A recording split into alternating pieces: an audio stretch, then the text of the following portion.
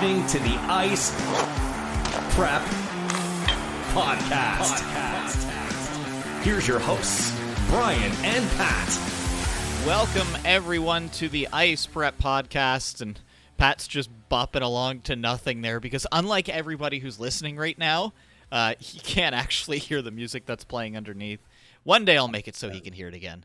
Yeah. No, I just sit here and pretend. I have no idea. Oh, man, my beard is so gray. For those that are listening, yeah, Pat's noticed this evening that he's got a lot more gray showing up on his beard. And I would like to point out, I am not trapped in a dungeon. It just kind of looks like that because that's a light to outside there where as I was upstairs before this episode got started, looked in the backyard. It was like, oh, there's two bunnies. Oh, there's a teeny tiny bunny following the big bunnies. So the dog isn't outside right now because that would not be fun. No. I was going to say that you're not trapped in your basement is exactly what a person that's trapped in their basement would say. Do I need to blink twice? Yeah. No. So since we last talked, one series obviously still going on, happening right now. They're currently in the first intermission. I believe it was 2-0 for New York. It might have been 1-0 for New York in the series when we did our last episode. Obviously, that series now tied 2-2. The Avalanche pulling off the sweep. The Oilers get knocked out, which Pat is still not believing that his Colorado Avalanche can make it to the Stanley Cup final for some reason, even though they are waiting in the Stanley Cup final with reports coming out today that there is a chance that we see Kadri in the finals, especially a much higher chance if Tampa, New York goes to Game 7 because there's a 2-day gap between Game 6 and Game 7. So Game 6, which we know will happen no matter what, is on Saturday. Game 7 would be on Tuesday, which would then be another jump. So that's just that extra bit of time. So who knows? Sounds like Kemper as well, 100%. But that's enough of the non-Avalanche fan talking about the Avalanche. We won't even really get into the Oilers because I want to know what you're feeling on this because it's been a long time since the Avs have made it to the Stanley Cup final. The last time they didn't they beat my team in the finals in Game 7 on this day 21 years ago? Yeah. So there's it just works out that way. And the fun thing, so this is what I was thinking. If the Avs win the Cup this year, the rest of this podcast history is probably just downhill. Because I don't think we see the Devils making the Cup finals anytime soon. I mean, the Avs could go back to back.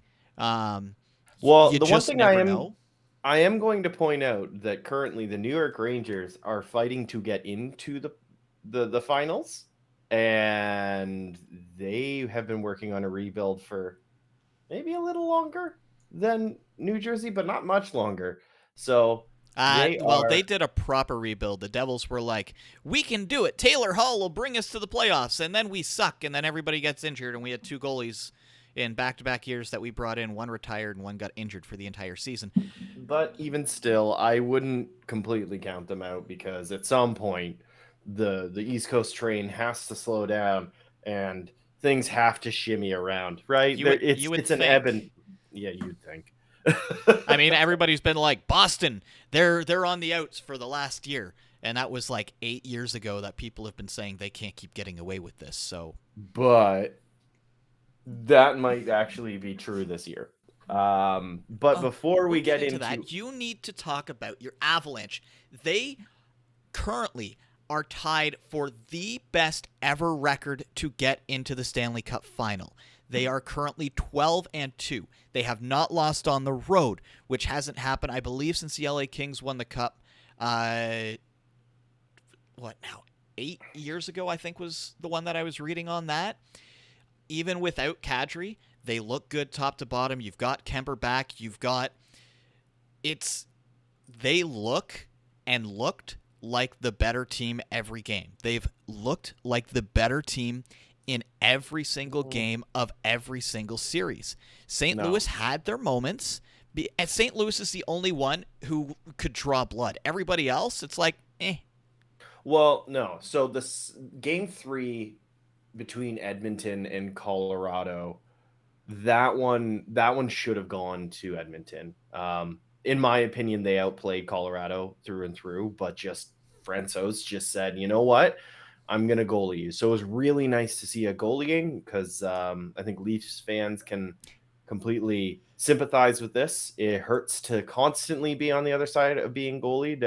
There was a couple of years where that's kind of how it felt. Nothing but getting goalied over and over and over. So it was nice to see that Frankie was able to do that, especially since that was his first. I think that was his first start in the playoff against Edmonton. I can't remember. I can't remember fully either, but no, it's very exciting. I know that is the least excited I think I've probably sounded on this podcast.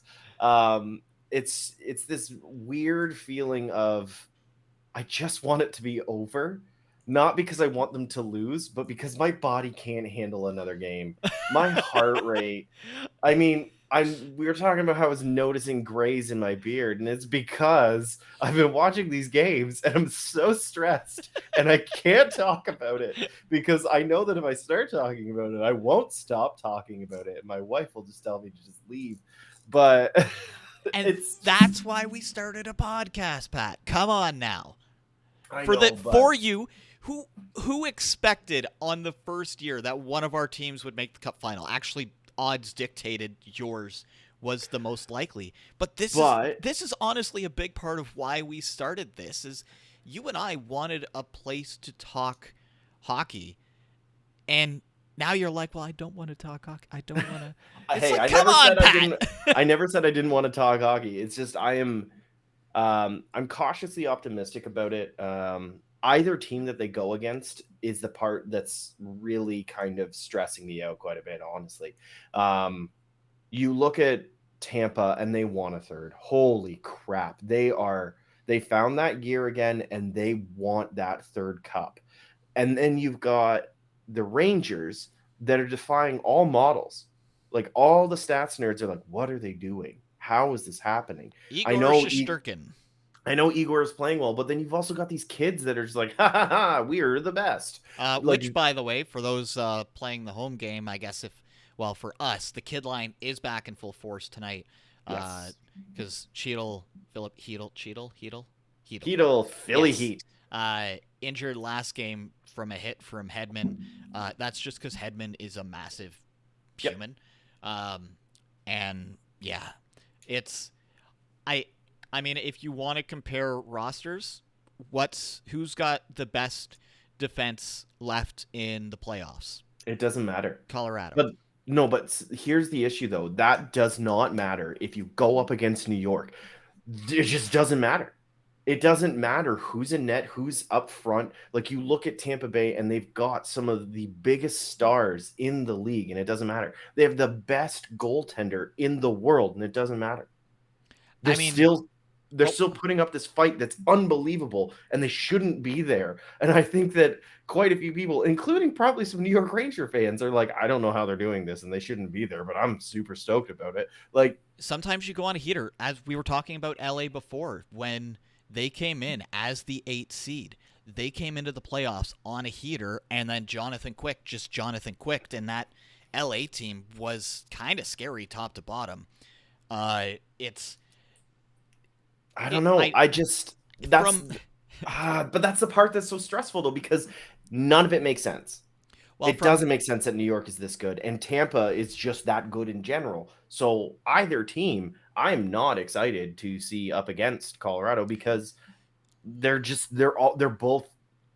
One is so good and one is so weird, and I don't know. Literally, that is the Edmonton Oilers, and you already went through them.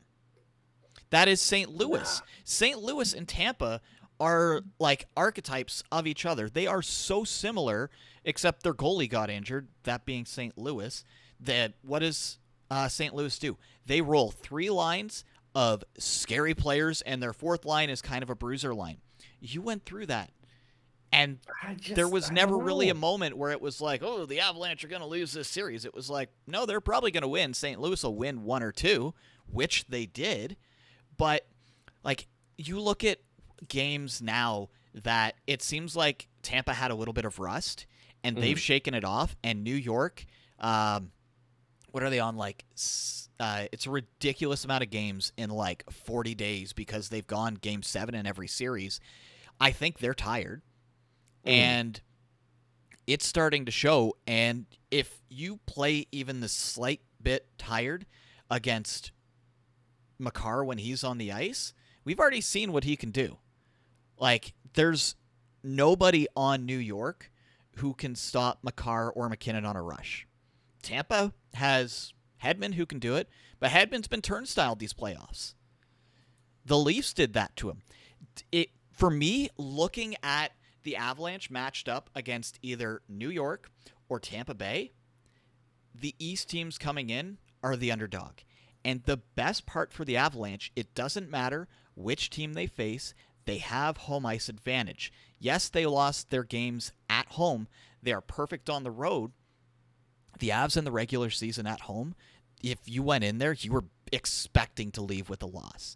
If they can come out game 1 with that attitude, you get all the small things rolling in that arena, you get those fans into it, good luck.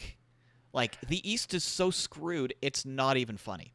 But there is one major thing, though, and that is they've been resting. And I know that sometimes rest is really good. I mean, obviously, it's good to get rest in general.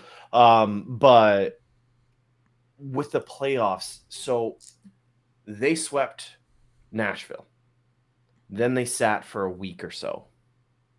Then they come in against St. Louis, who didn't go to 7, but they still went to 6 games. They came in more hot because of that.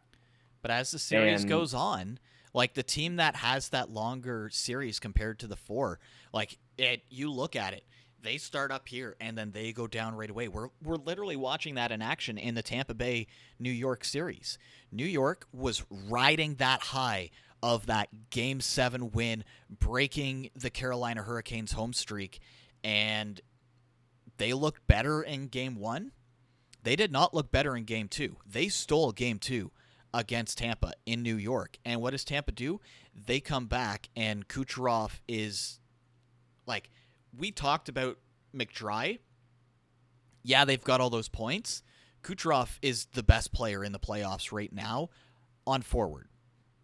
Mm-hmm. Yeah, I don't know. It's not that I don't have faith in the team. I think they're going to win the cup, which is the first time I've said that out loud. And he doesn't even sound excited about it. I do think that they are going to go. It's going to be close, obviously. I don't think that it's going to be in any way. I don't think it's possible for it to be a blowout for Tampa or New York coming in. I don't think that will happen. The only way is if both goalies are injured. And by both goalies, I mean both Kemper and Francouz. If both of them are injured, then I think we're kind of screwed. But I don't think it's going to be a blowout. I think it's going to be pretty close. And I don't know. I think it's That's what you want. Well, okay. Neutral observers, that's what you want in a cup final, is that Game 6, that Game 7 for you. You're like, no, I want to give Tampa or New York 1. I want to win this at home in Game 5. Like, the sweep is great, but you always want to win that cup on home ice, which means Game 5 if you're the team that's got the advantage. Yeah, like, the matchups, and as if Tampa New York goes to Game 7, it will be interesting because there is the history of the team that swept going up against a team that went to 7. The 7 in the last 10 years is undefeated in that first game, but I believe statistically in the playoffs in general. No. Yeah. No. Colorado. They won against St. Louis in Game 1. Yes, St. Louis went to 6 games. Oh, yeah. Math. Yes. So, but with those ones, the team that swept, they usually lose the first, sometimes the second game, and it's very rare that they don't end up coming back and taking advantage in the series almost immediately. So, and yeah, the longer this goes on, the higher-ish chance that Tampa gets Point back. We have to remember, they're doing all of this without Braden Point. The longer this goes on as well, though, Kadri coming back is the worst case scenario for who's ever playing the Avalanche in the finals. Because that means that suddenly you have to split up. Like, the Avs are still a threat up and down without Kadri there. When he is there, the way he is playing this year, that he, like, you think that Tampa's not going to try and go after him all the time and he's just going to skate away like he's done. He comes back. I don't think there's any way the Avs lose the series. Even without him, I honestly think matched up against Tampa, it's close on defense. Matched up against New York is screwed. They can't keep up. Yeah, New York's a fast team. Colorado's faster. Tampa Bay's a heavy team. Colorado's a heavier team.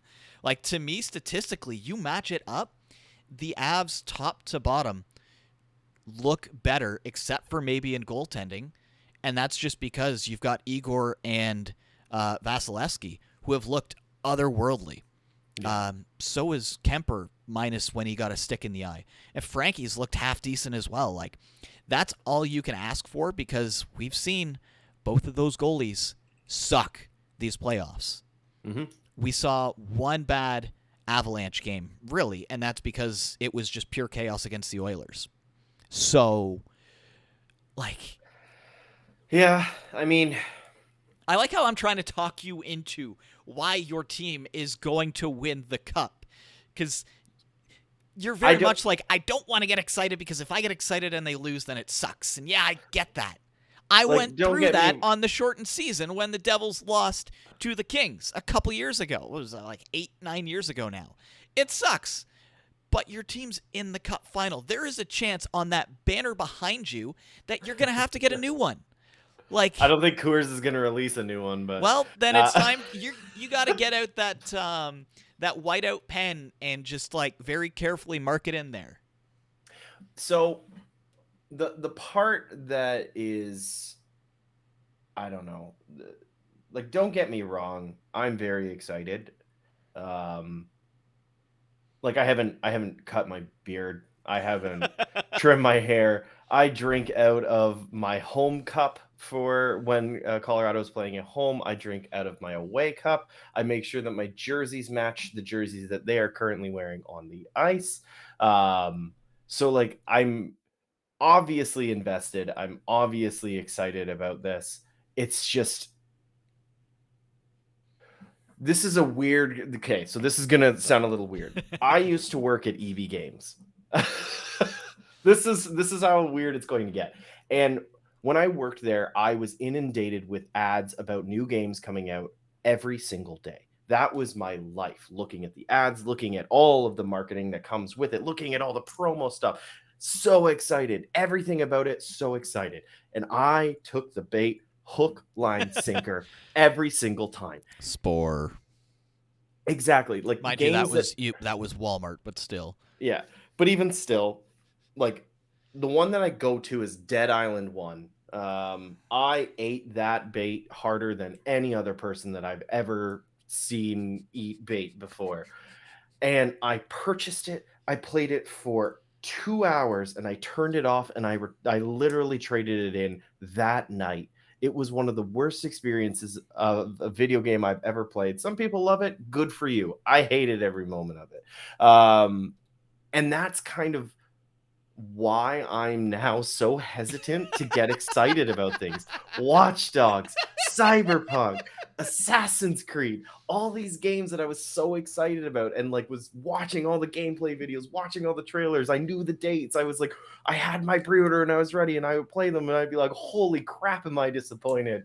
Like, I just literally, video games has ruined getting excited for things, because I set my own expectations so high that when it doesn't come through, my goodness, I am devastated. But what about the good games, Pat? What about the games that you were excited for and it turned out to be good or better than what you thought? Do you just forget about those because negativity? They were never better. That's the issue. How much did we love Overwatch for all those years? How much did I invest? Diablo 3. We played a ton of those games, I know. and we had fun doing it. Are you looking back at that being like, wow? No, but at the same time, I can list so many other games. Halo ODST, Halo 3, Halo Reach, if we want to go into the Halo You're sagas. literally just naming games that the vast majority of people didn't end up liking. No, I enjoyed those games. ODST was fantastic. And have it not be the best. But the problem is it was overhyped. So I go in and I'm just like, yeah, this is going to be great. And then I'm like, it was really good. That's what they do to get people to buy it, though. I'm aware that you worked there. I'm aware of all of this, but it's the issue of nothing has been living up to the expectations. The only games that have surpassed my expectations are ones that I literally had 0 for.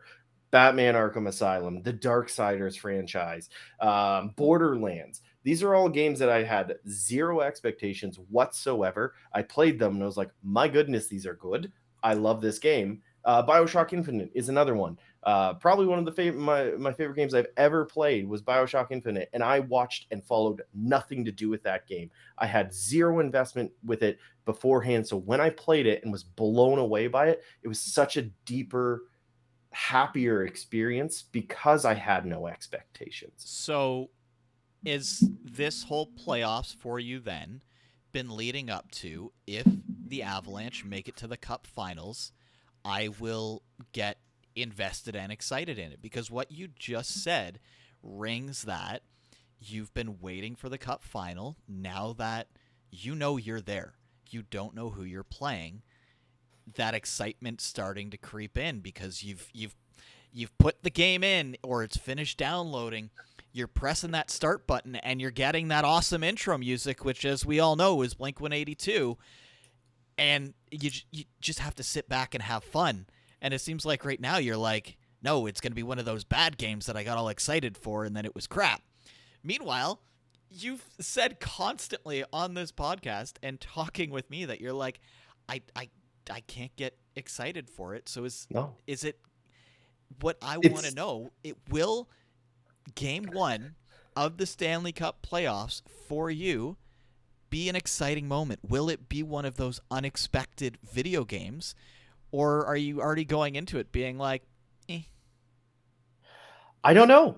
I honestly, I know that's such a cop-out answer, and that sucks. Therapy with Bryan and Pat, right? But I don't know, because I've insulated myself to avoid the heartbreak of it again. And like, I'm wondering if Leafs fans eventually, they're going to get to the Cup Finals eventually. Plain and simple. Like the team that they have is far too good. I can't imagine a world where, at least in the next 2 to 3 years, they're not knocking on that door. I wonder if Leafs fans, not all of them, obviously they're excited, if the puck drops and, somebody wins a faceoff, like they'll lose their mind. But like the ones that have been jaded and hurt so many times, I wonder if they do make it to the Stanley Cup playoffs, they feel this way too. They feel this sort of like, yeah, but I don't know. No, and I think the second that they get past that first round, there's going to be a level of excitement that is unreal, because for them, it's getting past that hurdle. And for you, the longest time was getting out of the second round. They finally did it, and you're still like, well, I don't know. Can they go any further? And now they're as far as they can go while they're waiting for their next opponent. Like, the last time the Avalanche were in the Cup Finals, they won. I know. There's literally a history of this team making it there and winning, and not a hot take, and beating the better team. They were the underdog in that series, even though they were the home team for Game 7. I know. But I will say, I wasn't too nervous about, like, St. Louis. I was a bit nervous about. I didn't think they could beat them. Honestly, I didn't think they could. I knew it was going to be close, though. I thought it was going to be at least Game 7, and Colorado has proven they're not the best at overtime. They did win. I know that they won in overtime. Well, they brought in the guy who back-to-back years won the Western Conference Final on an overtime goal. Montreal to Colorado. Nobody saw that one coming. Oh, wait, Patrick Waugh. Yep. But yeah, Patrick Waugh. But I was kind of nervous about St. Louis because I knew that was going to be their only challenge unless they ran into Calgary. Then again, Calgary, I was going to be pretty stressed about that series. But they ran into Nashville without their starter goalie, so I wasn't really scared about that one. They ran into St. Louis, like I just said, bit nervous, but I still felt they could squeak that one out, and they did. Then they ran into Edmonton, which I was like, it's Mike Smith. No, like Cale Makar's first goal ever in the NHL was on Mike Smith. He has his number literally since his first game. So I wasn't worried about that at all. I'm worried about the East because I think the East is had the better collection of teams. Statistically, I believe that they did have the better collection of teams, which means the best of the East is going to be going up against this. And these are two scary teams. Because like I said, one of them is literally just, the gift from It's Always Sunny, wild card, and he jumps out of the back of the truck, which is the Rangers. And then you've got the Lightning, which it's the Lightning. They two back-to-back champs, and they're going for the third, and they're literally, there's a strong chance they could get it. That to me, that matchup is the one I'm most scared about, and the one I've been most dreading is the final, because they're going up against an actual good team now. That's what you should be excited for, is to see what this team can do. Because as you said, they had a test in St. Louis, but they weren't really all that tested, because St. Louis just tried to throw the body and kept trying to get Kadri in the box, and he just kept skating away.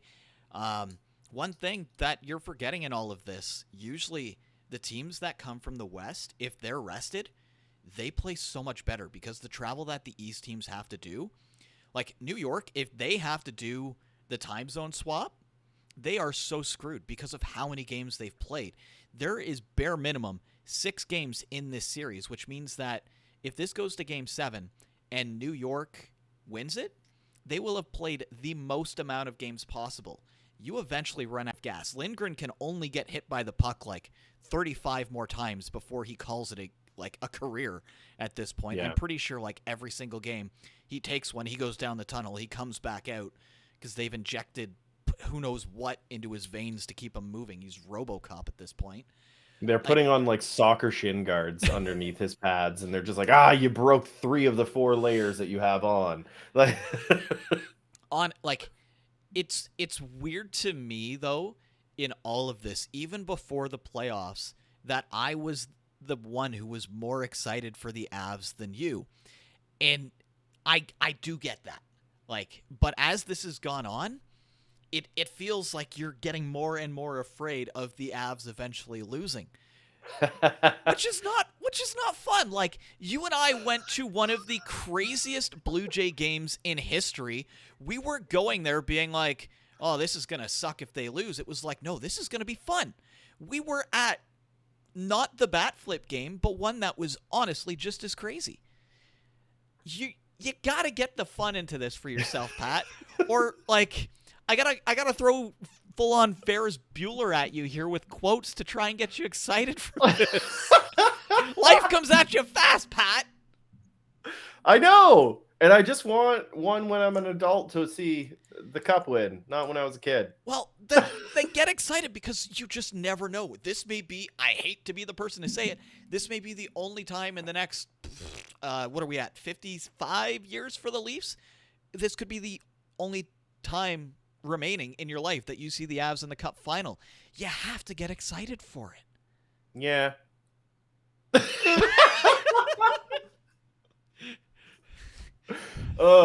All right. I don't think that we need to do Pat's therapy sessions anymore. Because the New York Rangers are up 1-0 in their game on the Tampa Bay Lightning right now, and it doesn't matter who wins that series because we're going to make sure that Pat enjoys that final, even if his team gets swept.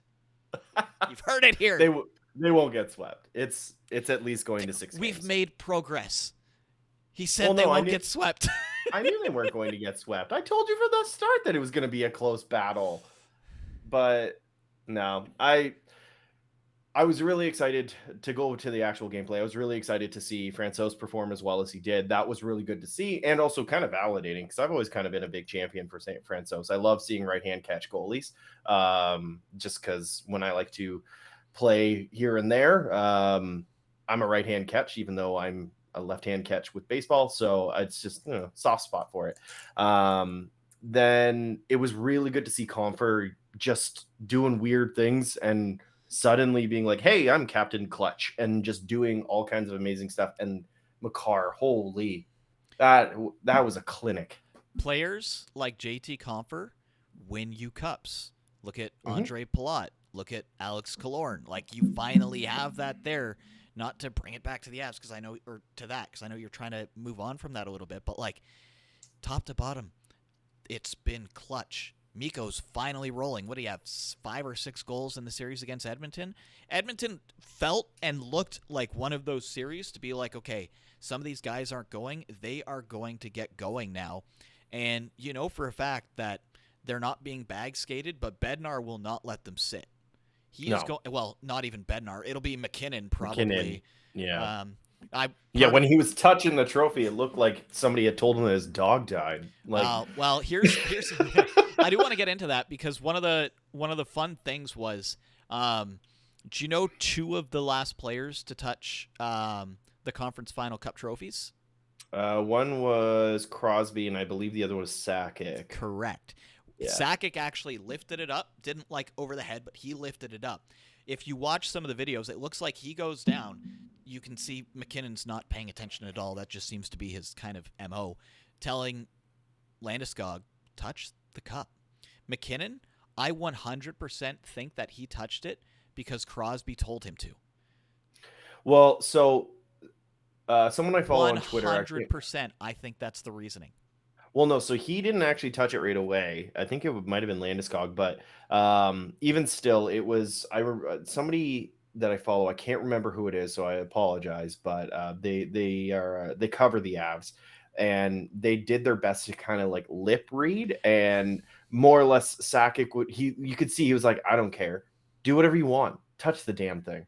Yeah, like it was pretty clear. He said it was just like, it doesn't matter, just do it, because there is no statistical evidence that here's the statistical evidence in the last 20 years. Crosby won 3 cups when he touched it. He lost one when he didn't. Yeah. Or all the other times that, hey, guess what?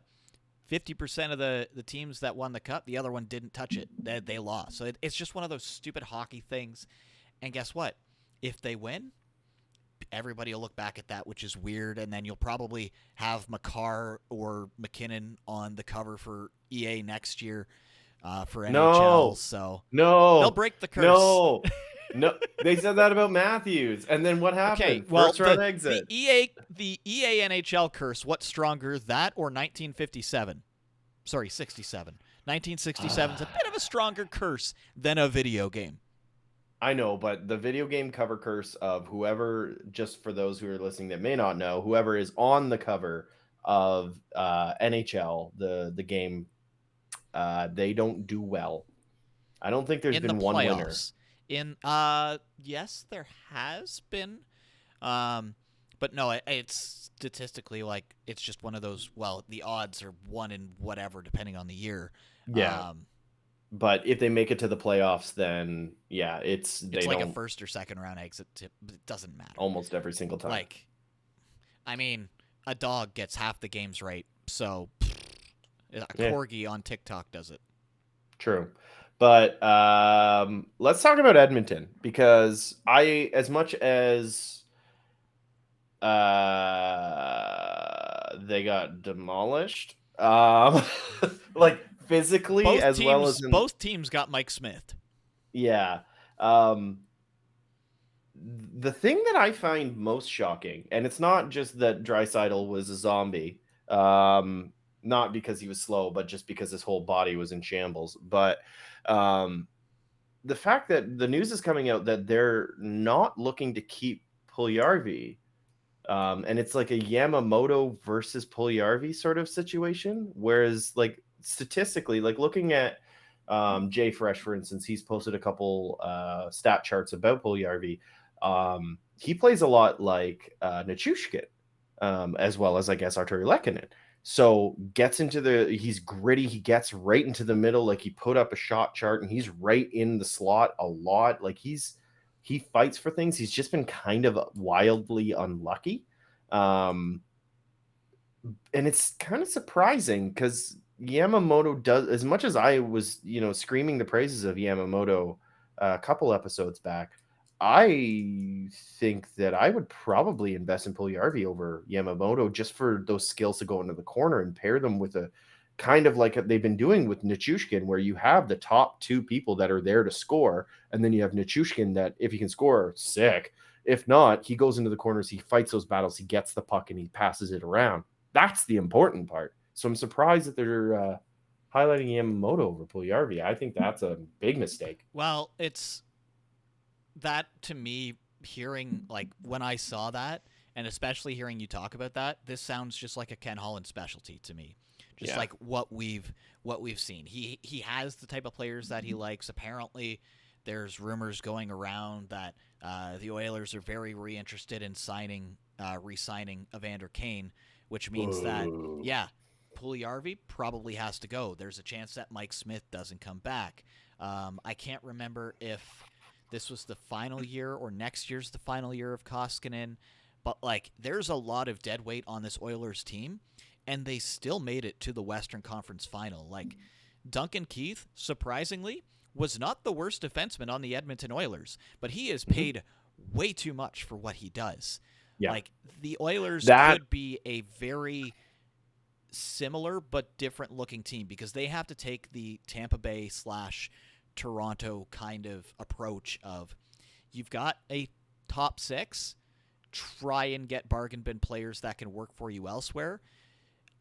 One thing that I heard the 32 Thoughts podcast talking about, Tyson Barrie will probably be on his way out now that Evan Bouchard has shown himself to be a quarterback for that power play 2 for them.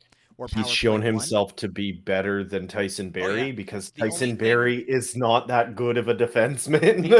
The only thing that Tyson Barrie has on Evan Bouchard is his passing ability, but everything else he is not as good. So there is the opportunity for the Oilers to improve in the offseason. And this, like, everything you're reading is like, this is going to be a crazy draft, which means it's going to be the most boring draft ever because they always say that. I will say the other thing that you kind of have to remember, and I don't know if this is going to happen or not, but Klefbom.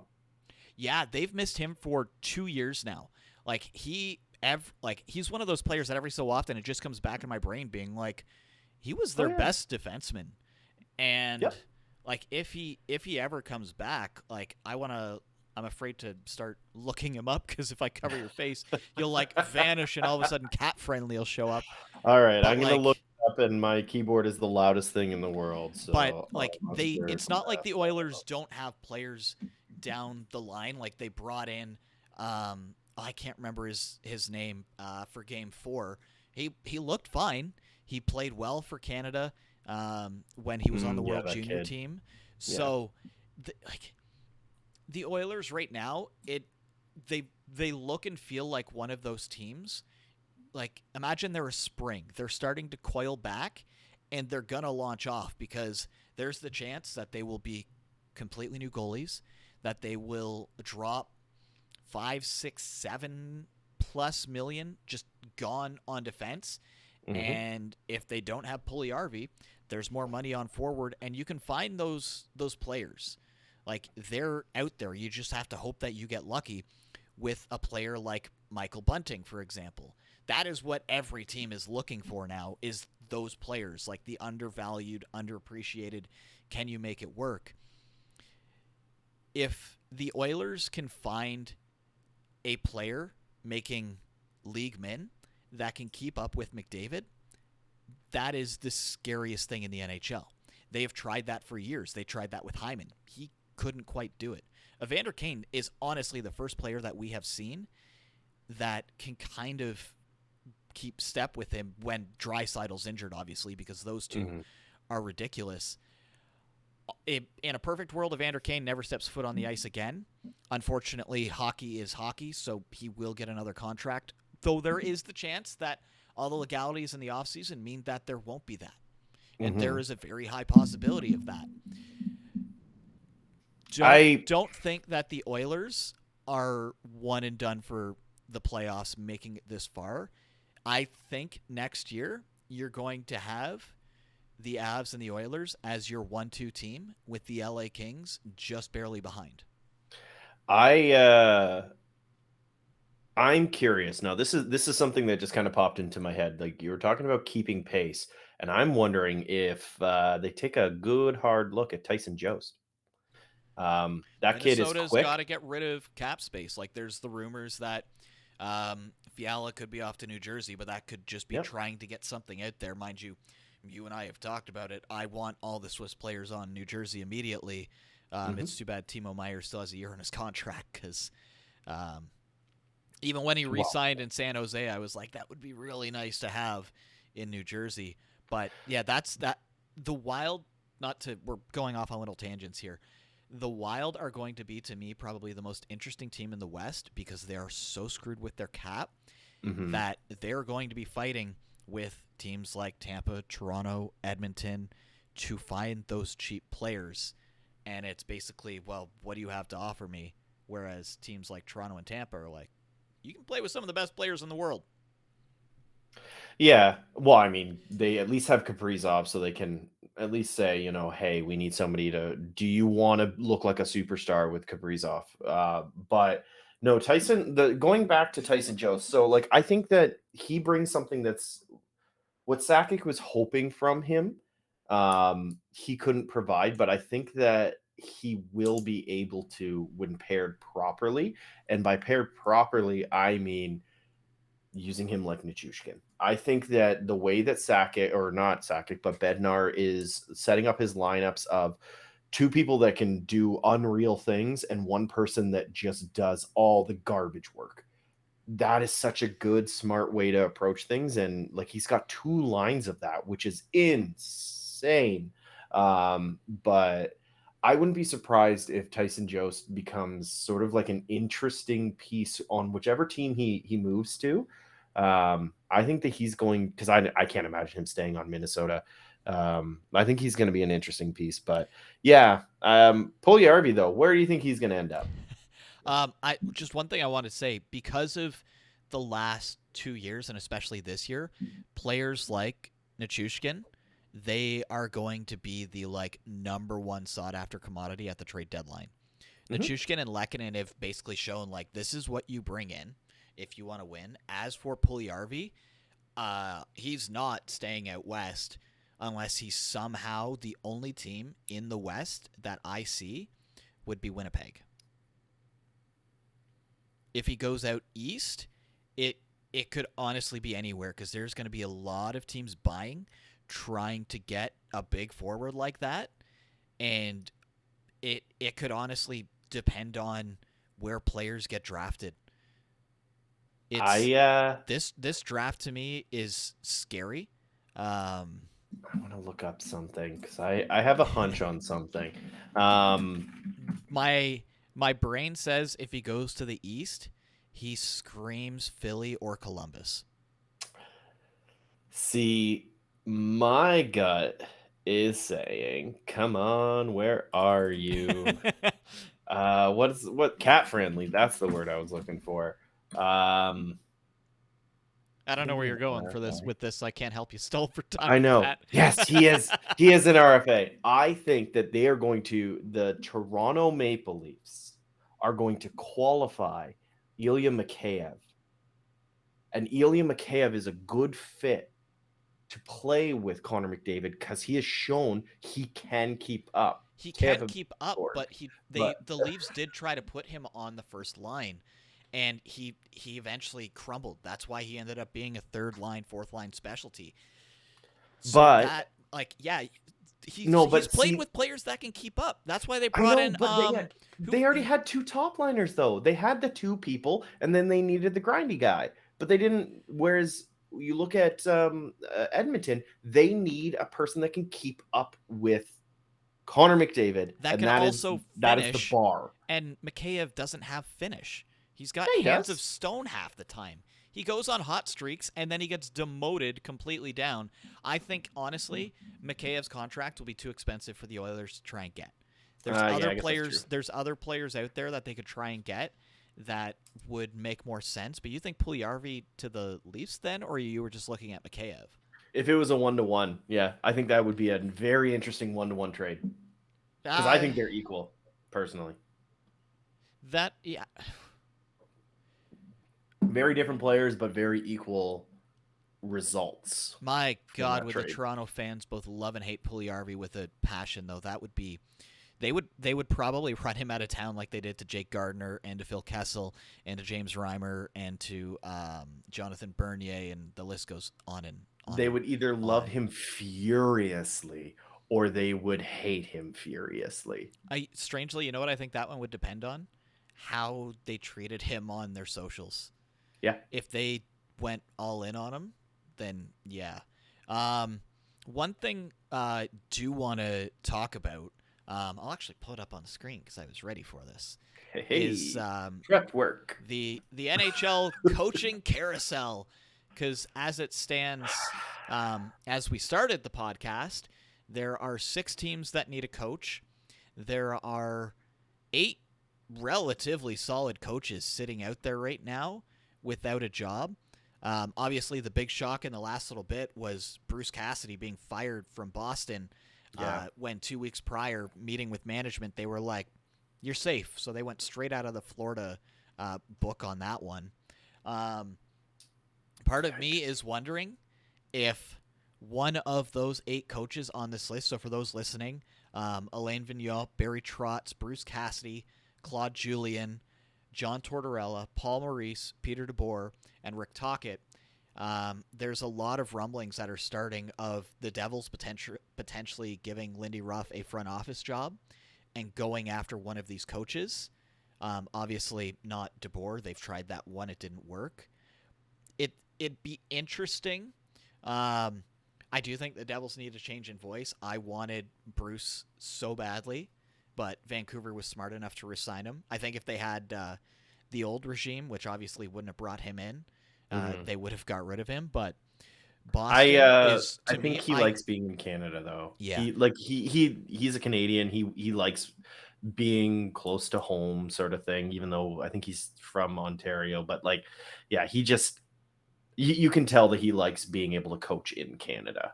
So the interesting thing with all of this, was earlier today, Jeff Merrick reporting that it sounds like Peter DeBoer, who you have to remember went from New Jersey to San Jose to Vegas, is the front runner and looking like he is going to end up being the Dallas Stars coach. So he is just going out west between all the teams that completely hate each other for some reason. He's good for a season or two, and then what he does really wears out. It's like John Tortorella. He'll get the best out of them for a season or two, but then you can see he kind of starts to lose the room.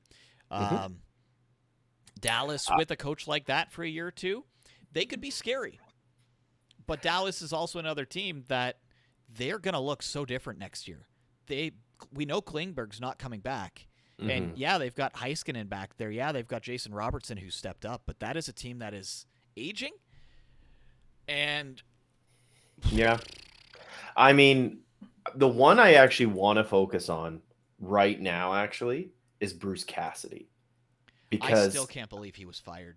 And neither can he. That's the way I'm looking at it. And if I am Bruce Cassidy and I just got fired by the Boston Bruins, then the first thing that I'm going to be doing is looking at all the teams in the same division as the Boston Bruins and saying, hey, do you need a head coach? Hey, do you need a head coach? Because there's one team wants payback. There's one team with a vacancy right now in the East. Obviously, the big rumors going around right now is Sergei Fedorov coming to coach the Detroit Red Wings. But Bruce Cassidy goes from one original 6 to another on a team that has some of the best young talent in the league.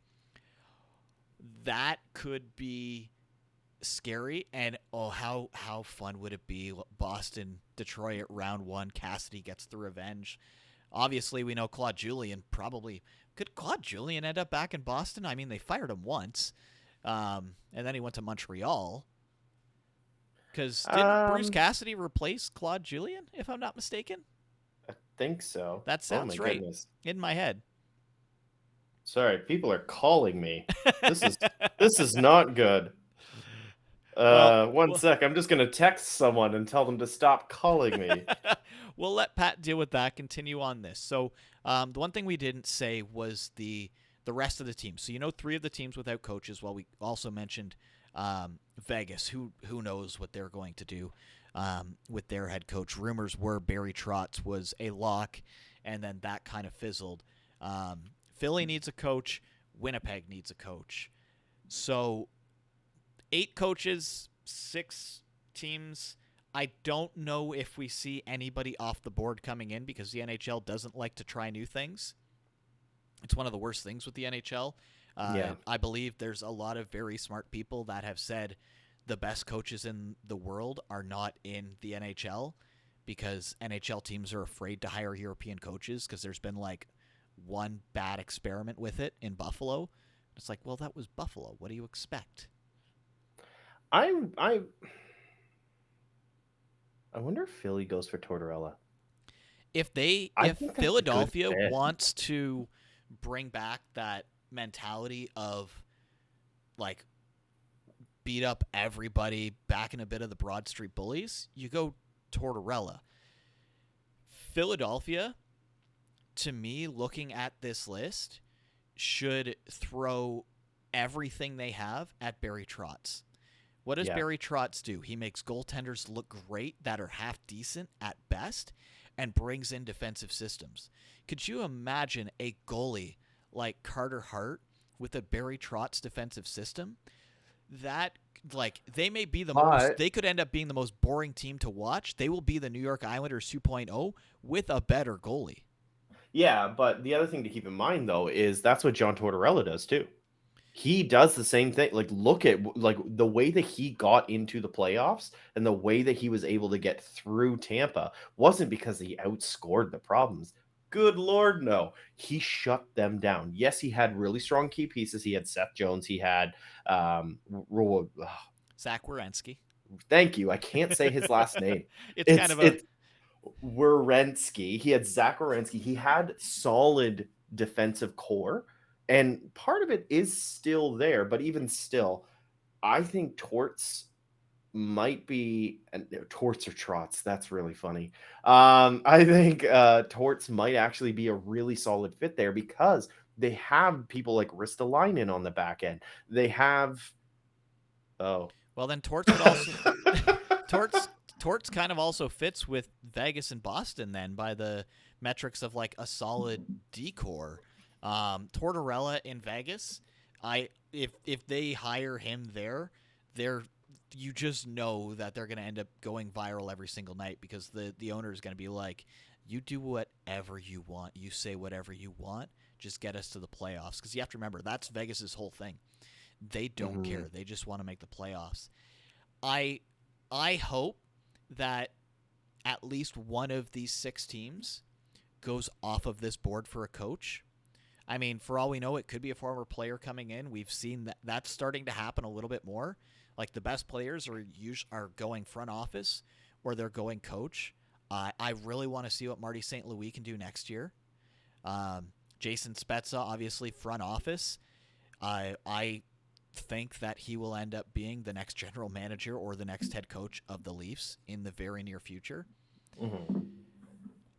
Of this list, for me looking at it, it's like I don't know who will potentially end up where. I just know there's 1 or 2 names on this list that I would much rather see than Lindy Ruff as a Devils fan. Yeah, like the Devils, they need to pick up someone, maybe not Paul Maurice, but they need to pick up, and probably Alain Vigneault, maybe Claude Julien. And not Peter DeBoer again. So there's like Trotz or Cassidy, and I prefer Cassidy. If we're playing the game, I would prefer Cassidy as Oh the yeah. Devils head coach. It just feels like he's dealt with right now the way that the Devils are set up is like Bruins Light from like 10 years ago. A solid two-way center, a very strong forward. You've got the power forward, so it's like that to me. I would love to see that signing. I really think that Cassidy is going to end up. I think honestly, my gut was saying actually he ends up in New Jersey. I hope so. I think that is a, like you were talking about, team-wise is a good fit, but also there is a bit of history between New Jersey and Boston. There is that, not a full-blown rivalry, but there's a little bit of it. So, and they've done trades in the last few years to each other too. I don't know. My gut, when I heard that he was let go, I was like, okay, so he's going to New Jersey. That was the first thing I thought of, because it, to me, seems like the right fit. I don't think Trotz is a good fit there. I don't think any other person on this list, maybe Tocchet, but I don't really know too much about his coach style that much. Rick, if you want to basically play the worst defensive shell team and bank on a really good goalie, you hire Rick Tocchet. So Dallas Stars will probably end up bringing him back for some stupid reason. This is one of those things. I wouldn't be surprised if 6 or 7 of these 8 coaches end up getting hired, and only 2 or 3 of these 6 teams are a part of that. Yeah, I'm curious to see. I'll have to save this image, and then in the future, when things happen, when we're doing our summer vacation episodes, put the little logo of who ends up where, just so we can be like, hey, that's where that one went. Then, if I remember to do that. What I'm going to do, Knuckle Crack, is I am going to start this now. So I'm going to go with AV. Brian, where is Alain Vigneault going? Oh, why are you doing this to me? I can't think of this right now, Pat. I'm way too tired, and I wake up in 6 hours for work. All right, fine. We won't do it. Well, how about if this list is still going? How about this? Do it. Yeah. We'll do the list off of the show, because we know that they take a long time to go through. Then we can present it, and then instead of, because we know the last time we did something like this, it took us half an hour. True. Just being honest on that one. Yep. We do have to get set to wrap this up right now. Did want to say we are in the second intermission. New York did score first. Tampa tied it up 1-1. So game 5. And it's the 2 people you obviously expected to score, of Ryan Lindgren and Mikhail Sergachev are the 2 goal scorers. So, Battle pretty of the normal. defensemen in Madison Square Garden there. Woo! But if it was Makar and Fox putting up all the goals, everyone would be like, yeah, that makes sense. Yeah. These 2, it's just were they in the way? What, did somebody score on their own net? Okay, so we know one team in the Stanley Cup final. Who do you think tied 1-1 in game 5 ends up facing Tampa Bay? No hesitation, Tampa. Yeah, I think my tone has switched from last week when I was all in New York. Tampa woke up, but I got to stick with my gut, because I'd rather see New York make it to the finals and then lose. Something about that just makes me feel a little bit better as a Devils fan, because then it would be even better to be like, hey, Pat's team won and the Rangers lost. So now imagine I was a Rangers fan and I lost it. You see why I don't want to get excited? Because I don't want to be that group of people sitting there going, we got so close and it didn't even matter. This is not a Linkin Park song, Pat. Come on now. It is one team always has to lose. I know. And if you don't enjoy the ride getting there, then you'll never enjoy any of the playoff rides in the future. There is a very good chance you are watching 2, 3, maybe 4 future Hall of Famers playing for your team right now. That doesn't always happen. Usually teams that go on to win the cup, you get that.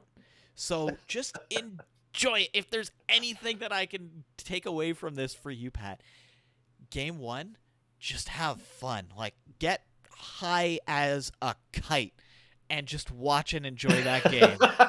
Like, if that's just what so you I'm not stressed out. if that's what you have to do to not be stressed, to have fun, just like don't go Gummy for goal, because that could be trouble. But like, oh my just God. have fun. Gummy for goal. I would be seeing color. Like I of course I'd be seeing colors, but like I'd be seeing sounds. That's why I said don't do it. Oh my God, that'd be awful. I'd be a mess for a week. If you find yourself not having fun watching the Stanley Cup Finals, do people have fun watching hockey? I've never had fun watching hockey. I just sit there and I just like pull at my beard and I'm stressed the whole time. It's never fun. It's an anxiety trip 24/7. I don't know why I like this sport. It gives me so much anxiety. I'm gray because of it. Maybe that's why you do have to enjoy game one of the Stanley Cup Finals, whenever that is, and just have some fun beforehand, Pat. Like, I'm half joking, but I'm also kind of serious on this for you, because you'll probably enjoy it more. Yeah, probably. But, ifs and buts, candy and nuts, that situation. So I'll check in on Pat with game one, and depending on the response I get back, I'll be like, okay, he's sober, he's drinking, or he's high. Yeah. No, you're not wrong. Well, that is I don't know if we're ever going to top ending an episode like that. So I don't think you can see it. I'm kind of disappointed because I have a lava lamp plugged in. It's like right here behind me. It never started to go. It also hasn't can see it. Well, it's stuck like that. It's never gone up and down. It hasn't been plugged in for like a year and a half, so I don't even know if it works anymore. Oh, those are just rocks then. That's lava rock that's just sitting there. Yeah, I've just got a nice, well, at least the like aesthetic of it kind of matches the background of the podcast screen. Oh, so yeah, that's true. I think that's all from me on this one. Crazy, we're on episode 29, by the way. Thank you, everybody who has joined us for these. I know that you have something here that you want to end the show off with, Pat, so I will let you do that.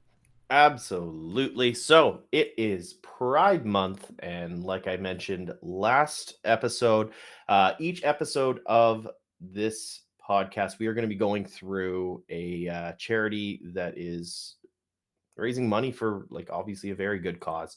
And this one, last week was Rainbow Railroad. This week I am looking at PFLAG. So what PFLAG is, it's a Canadian charity, and it primarily serves as an education tool for either people that are currently discovering their own identity and confused, and just giving them tools to understand what's going on.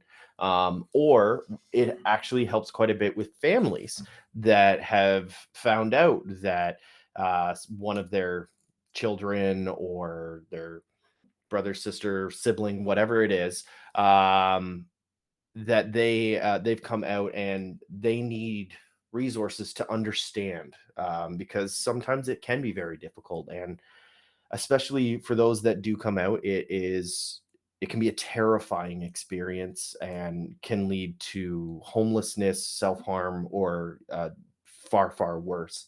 So PFLAG is there to support people who are transitioning, coming out, figuring out who they are, and the families that want to support them but don't know how. And PFLAG is fantastic for that. So I would highly recommend, if you are able to, donate. And by the way, every charity that we do mention, I am personally donating money to each one. But if you can go to pflagcanada.ca, it's exactly how it sounds, and donate if you can. That would be amazing. They're a fantastic charity, and they do amazing things for the LGBTQ plus community.